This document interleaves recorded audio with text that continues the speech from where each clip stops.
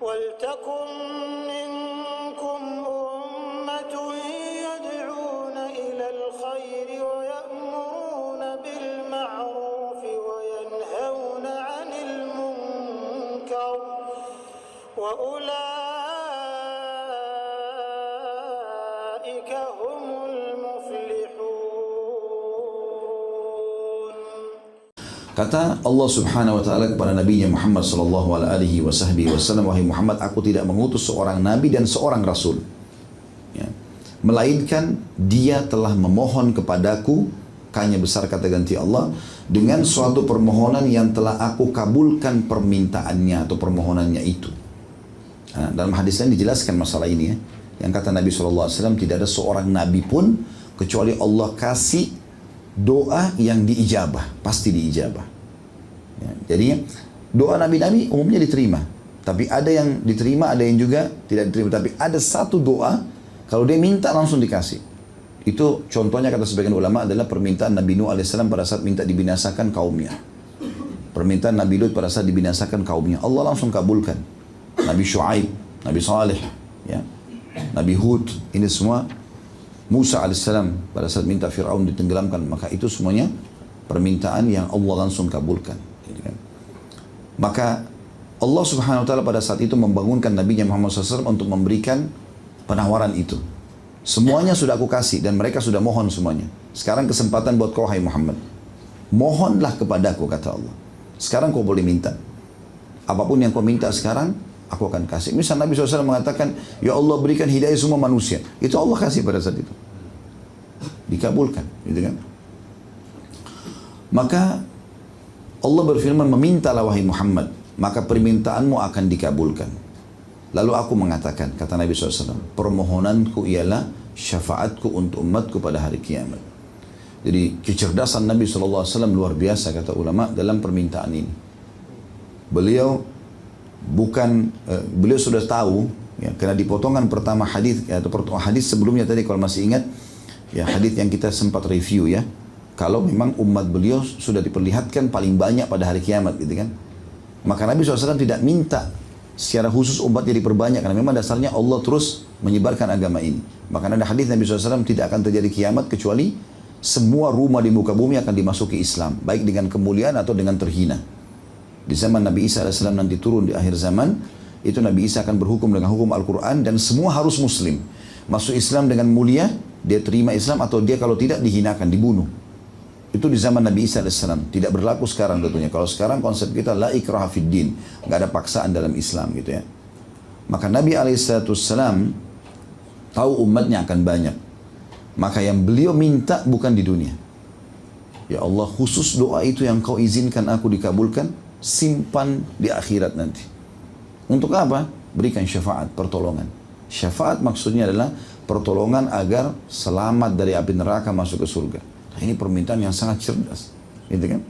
Bagaimana nanti kalau ada umatku masuk neraka, keluar masuk surga, ya Allah. Dan ini dikuatkan dengan banyak hadis.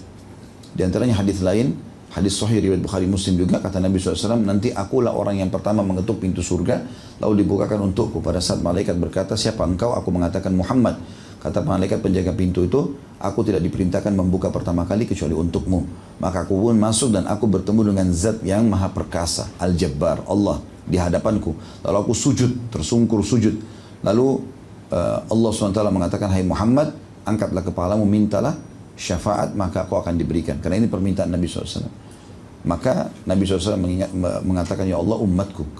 Kata Allah SWT, pergilah ke neraka, keluarkan dari umatmu dari api neraka yang memiliki keimanan seperti dinar, ya, seperti koin dinar, gitu kan. Walaupun kecil begitu imannya bisa, gitu. Maka Nabi SAW pun pergi mengeluarkan dari umatnya sesuai dengan itu.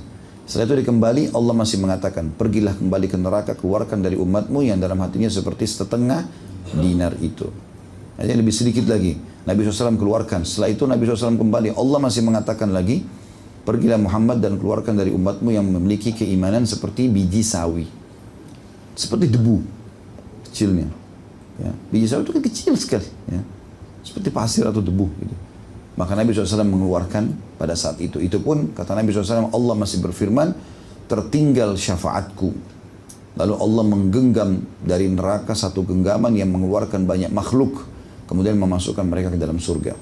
Ya, dalam riwayatnya dikatakan, di depan surga Allah siapkan nahrul hayat, sungai kehidupan. Semua umatku yang dikeluarkan, ya, atau semua manusia yang beriman dikeluarkan dari neraka, akan dimasukkan ke dalam sungai tersebut. Lalu kemudian mereka akan tumbuh seperti tumbuhnya sayur-sayuran, gitu. Jadi mereka keluar dan mereka, tidakkah kalian lihat yang kena cahaya berwarna kuning, ya, dan tidak terkena cahaya berwarna hijau, seperti itulah mereka tumbuh, gitu kan, masih lemas, gitu, seperti itulah. Kata Nabi SAW dalam riwayat lain, seperti tumbuhan atau tanaman kecil yang tumbuh di saluran air, gitu kan. Maka mereka akan tumbuh tentunya, dan mereka akan dimasukkan ke dalam surga dan diberikan istilah dengan utaqa'ur rahman, orang-orang yang telah diselamatkan dengan izin Sang Maha Pengasih. Ini syafaat Nabi SAW. Sebagian ulama mengatakan syafaat Nabi SAW dibagi dua. Ya. Ada syafaat Nabi SAW untuk manusia diadili. Dan ini pun dibagi dua lagi syafaat yang pertama ini. Ada syafaat umum, ada syafaat khusus. Pertolongan umum, pertolongan khusus gitu. Jadi itu disebutkan dalam hadis yang panjang lebar tentang orang nanti kepanasan di mahsyar. Orang sudah nggak tahu harus buat apa. Mereka berharap mereka ke surga atau ke neraka. Karena luar biasa panasnya pada saat itu. Ya. Dalam sebuah riwayat dikatakan matahari jaraknya hanya 1 mil saja. Dan 1 mil ini kata perawi hadis, saya tidak tahu 1 mil itu apakah jarak 1 mil jarak perjalanan, 1,5 kilometer itu, atau mil. Diistilahkan juga bagi orang Arab kalau mau pakai celak. Wanita mau pakai celak biasanya ada kayunya. Itu dicelupin di serbuk celak itu lalu ditarik ke mata. Nah kalau sudah mau kesentuh ke mata, ini namanya mil. Bisa saja matahari sedekat itu, maka manusia akan tenggelam. Ada yang sampai mata kakinya, ada yang sampai betisnya, ada yang sampai perutnya, ada yang sampai dada, ada yang tenggelam dengan keringat sendiri. Dan itu Allahu a'lam berapa lama. Maka karena manusia sudah jenuh sekali dan pada saat itu tersiksa, mereka pun akhirnya mendatangi para nabi-nabi. Datanglah kepada Adam, engkaulah ayah kami yang pertama, manusia yang pertama diciptakan. Mohonlah kepada Allah, ya, agar datang menghakimi kami. Kata Nabi Adam AS, sesungguhnya Allah telah murka hari ini, belum pernah murka sebelumnya. Diriku sendiri, dan tidak ada yang mengeluarkan kalian dari surga kecuali perbuatan kesalahan ayah kalian. Pergilah kepada Idris juga menolak. Pergilah kepada Nuh kepada Syuaib, kepada Saleh, kepada Hud, terus saja nabi-nabi, sampai akhirnya datanglah mereka kepada Nabi Muhammad SAW. Kata Nabi SAW, apakah kalian tahu bagaimana manusia nanti mengenalku pada hari kiamat? Artinya orang yang belum pernah lihat Nabi, jadi tahu, ini ternyata Muhammad itu. Sallallahu alaihi wasallam, karena mereka akan datang mengatakan, wahai Muhammad, engkaulah Nabi terakhir, engkau satu-satunya Nabi yang diutus kepada seluruh manusia dan jin, gitu kan. Disebutlah kemuliaan Nabi SAW, maka waktu itu suara-suara mereka menggema di seluruh penjuru mahsyar. Maka mereka jadi tahu inilah Nabi Muhammad SAW. Dan waktu itu Nabi SAW mengatakan, ana lahu, saya pemiliknya. Lalu Nabi SAW sujud di bawah singgasanan atau arsy Allah.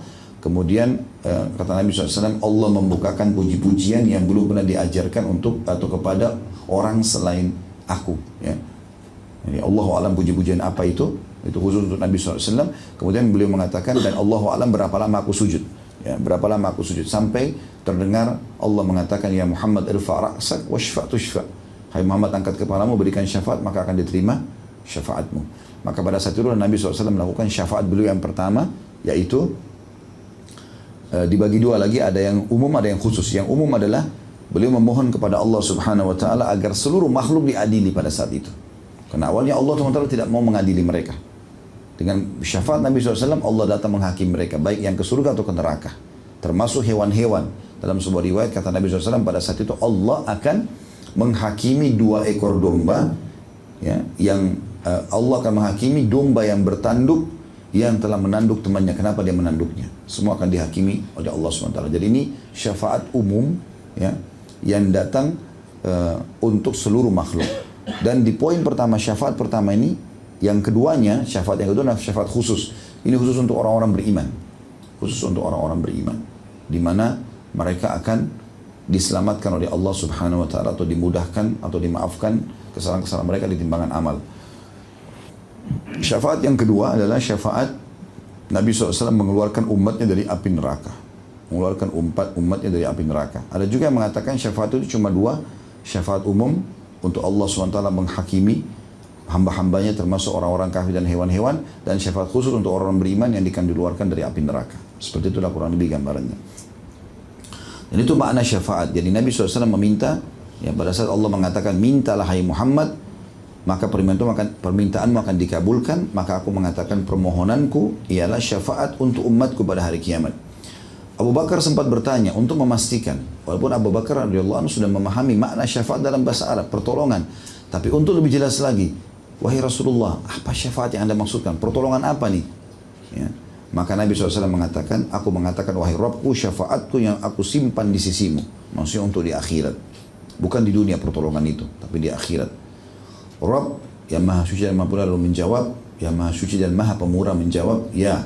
Maksudnya ya aku kabulkan. Kau bisa nanti yang terkabulkan itu di akhirat. Kemudian Rabbku akan mengeluarkan sisa-sisa umatku dari neraka. Ya.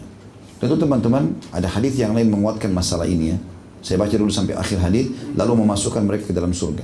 Tentu maknanya adalah